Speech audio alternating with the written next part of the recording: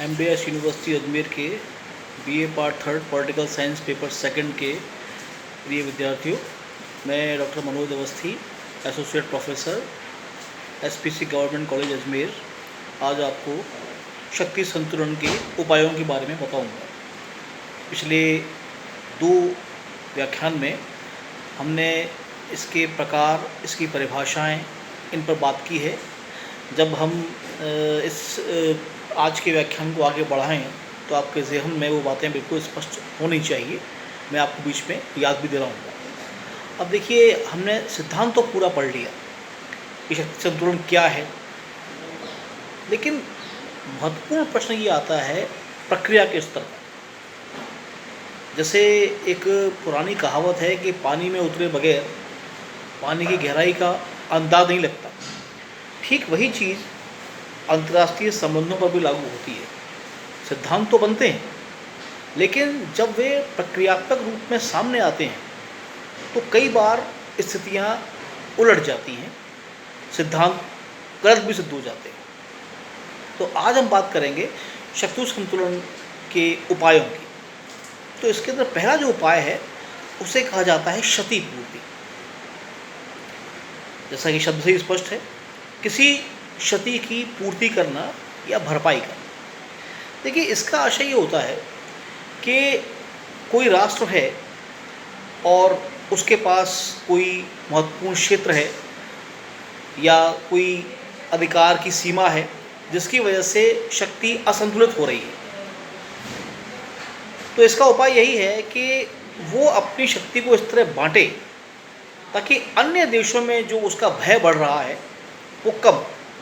मैंने आपको पूर्व के अध्याय में बताया है कि जैसे ही कोई एक देश अपने शक्ति संतुलन के तराजू को अपने पक्ष में झुकाने की कोशिश करता है, उसका प्रभाव अन्य सभी देशों पर पड़ता है और फिर वे भी ऐसी कोशिश करते हैं।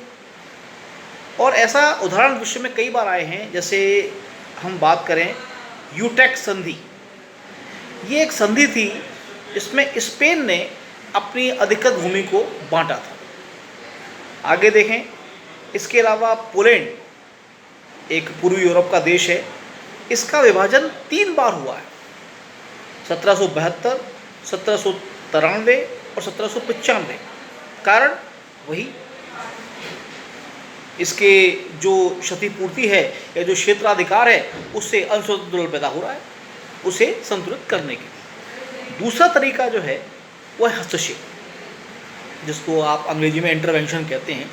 कि यदि ऐसा लगे कि कोई देश शक्ति संतुलन को असंतुलित करने का प्रयास कर रहा है, अपनी सेना को बढ़ाकर किसी अन्य देश के खिलाफ आक्रामक कार्रवाई कर आप अपने मस्तिष्क में रखिए, भारत के आसपास ऐसे आपको कई उदाहरण दिखाई देंगे जब हस्तक्षेप के माध्यम से देशों ने अपनी ताकतों को दिखाने की कोशिश की है। अब इसके प्रत्युत्तर में जो कार्रवाइयाँ होती हैं उनसे भी आप वाकिफ़ हैं, आप देखते होंगे।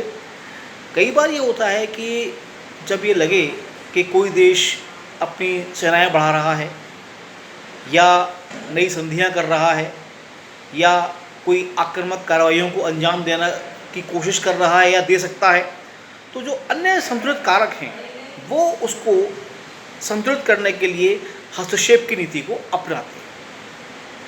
दोनों बातें हैं देखिए इसमें, या तो उसका कार्य असंतुलन कर चुका हो, बना चुका हो, या उसकी संभावित गतिविधि असंतुलन पैदा कर सकती है। दोनों बातें इसमें शामिल हैं। तीसरा बिंदु है इसका मध्यवर्ती राज्य, ये उपाय है। देखिए, कई बार क्या होता है कि जब 2 बड़ी शक्तियाँ या ऐसे देश जिनके आपसी संबंध मधुर ना हों, यदि वे उनकी सीमाएं मिलती हैं, बॉर्डर मिलती हैं, तो वहाँ तनाव होना स्वाभाविक है। आप आज तक देख लीजिए, भारत और पाकिस्तान के बीच में, भारत और चीन के बीच में, अभी हाल ही में भारत और नेपाल के बीच में तनाव शुरू हुआ है। तो अब यदि दुनिया के सभी देश इनकी शांति पर ही कंसंट्रेट करेंगे तो वो अपना विकास कब करेंगे? तो उसका एक तरीका ये निकाला जाता है कि ये दो ताकतों के बीच में एक ऐसा राष्ट्र बना दिया जाए जो इनसे कमज़ोर हो, जिनकी बॉर्डर मिल रही हैं, और इनके बीच में इनके बॉर्डर के जो टकराने के तनाव हैं वो ख़त्म हो जाए। सबसे अच्छा एग्जाम्पल स्विट्ज़रलैंड है, एक बेहद खूबसूरत देश, विशेष लोकतांत्रिक पद्धति वाला देश, डायरेक्ट डेमोक्रेसी वहाँ आज भी है, आपने पढ़ा है सेकंड ईयर में। लेकिन यदि आप इसको शक्ति संतुलन की दृष्टि से देखें तो आप पाएंगे कि फ्रांस, जर्मनी और इटली, ये तीनों यूरोप की शक्तियाँ हैं ज़बरदस्त किस्म की। ये स्विट्ज़रलैंड इनके बीच में एक मध्यवर्ती राज्य है जिसको अंग्रेजी में बफर स्टेट कहते हैं। ये आप देखिए, भारत और चीन के बीच में तिब्बत की स्थिति को अपने मस्तिष्क में लाइए और आप घर जाकर आज नक्शा देखिएगा भारत और चीन का। उनके बीच में आप तिब्बत को जब लाकर देखेंगे ना तो आप पाएंगे कि वो कितना बेहतर बफर स्टेट है, और अगर तिब्बत में चीन का हस्तक्षेप यूँ बढ़ता रहा तो भविष्य की स्थितियाँ कितनी भयानक हो सकती हैं। अगला बिंदु शस्त्रीकरण। मार्गेंथाउ जो अंतर्राष्ट्रीय राजनीति के एक प्रमुख विद्वान माने जाते हैं, उनका ये मानना है कि हथियारों की जो दौड़ या होड़ है ये किसी एक देश की वजह से भी बढ़ सकती है। वो ऐसा मानते हैं यदि कोई देश नए हथियार खरीदता है, उनका निर्माण करता है, रिसर्च करता है, सेना का शस्त्रीकरण बढ़ाता है, या नए हथियार खरीदता है किसी दूसरे देश से, या रक्षा बजट में वृद्धि करता है, तो इसका स्पष्ट संकेत है कि जो आसपास के देश हैं वो उससे भयभीत होंगे और वो भी उसके मुकाबले में ये सब काम करने के प्रयास करेंगे। उदाहरण वही आप ले सकते हैं, मैंने आपको पहले बताया भी है कि भारत और पाकिस्तान के सन 98 के जो परमाणु परीक्षण हैं उनमें केवल 7 दिन का अंतर है। एक हफ्ते के बाद, हमारे परीक्षणों के बाद मई में पाकिस्तान ने परमाणु परीक्षण कर लिए थे। उद्देश्य वही होता है, एक देश करेगा दूसरा भी करेगा। दुनिया में ऐसे उदाहरण भरे पड़े हैं। आज आप देखिए दुनिया का जो शस्त्र व्यापार है वो सबसे ज़्यादा फला फूला क्यों है? कारण यही है, दुनिया के देश आपस में प्रतिस्पर्धा में हथियार खरीदते हैं और होड़ बढ़ाते हैं, लेकिन इसका एक अप्रत्यक्ष फायदा भी है और वो ये कि शक्ति संतुलन स्थापित रहता है। अगला बिंदु है विभाजन।